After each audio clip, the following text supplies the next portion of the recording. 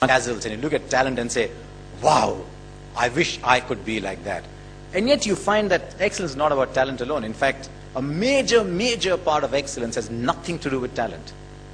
And in course of time, once you go beyond a certain level, ability or talent is the most useless virtue to possess. It's what you do with that talent that matters. And that's why he used a word, Mukesh used a word that I love, attitude. Beyond a point, it is attitude that counts for far more than talent. Because talent breeds an ego. And talent never solves problems beyond a point. And I was fascinated by something that Sandy Gordon said when we were doing a program together. Because I had seen a lot of young cricketers, extremely talented, who the moment they faced a roadblock did not know what to do. Because they had never had to struggle to succeed. They always used their talent to succeed. And Vinod Kambli is an example of that. The moment Courtney Walsh bounced him in Bombay, he was 22 years old.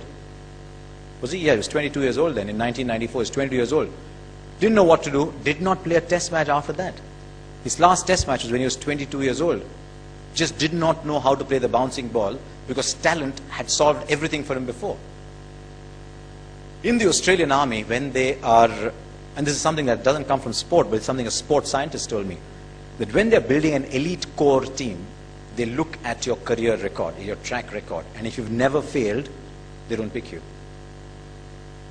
They don't pick you because they say, if this man experiences failure, will he know what to do? They pick people who have failed and bounced back. And that is where your attitude comes through. And, I mean, let's look at excellence. What is excellence about? It's about being in the top 10% in your profession. I mean, I know I'm talking to people who want to be in the top 1%, but there are a lot of ordinary people around us around. So let's say top 10%. Can talent is talent important when you get to be in the top 10%? I mean, everybody in the top 10% will have the same talent, right? So what's your USP? It's what you do with the talent that counts. And unfortunately in our sport, and I think in India as a nation, we're dazzled by talent a great deal. I have found that beyond a certain time in sport, as indeed in broadcasting, that your work ethic and your attitude counts from far more than talent. I mean, Tendulkar is a prime example. The moment you say Tendulkar, if I asked you to, if you had one of those things that talk show hosts do, I'll give you a word and you give me a connecting word in one word. You say Tendulkar, people say talent, right? He played 55 games as a 14-year-old without a break. 55 days. He'd practice for 2 hours, play a game, practice 2 hours, fall asleep on the dining table. And do that 55 days in a row. That's attitude.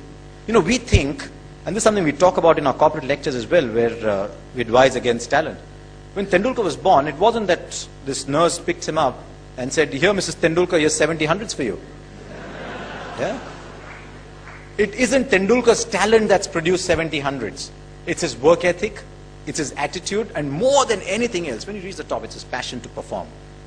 And that counts for far more. The attitude and the passion counts for far more than ability.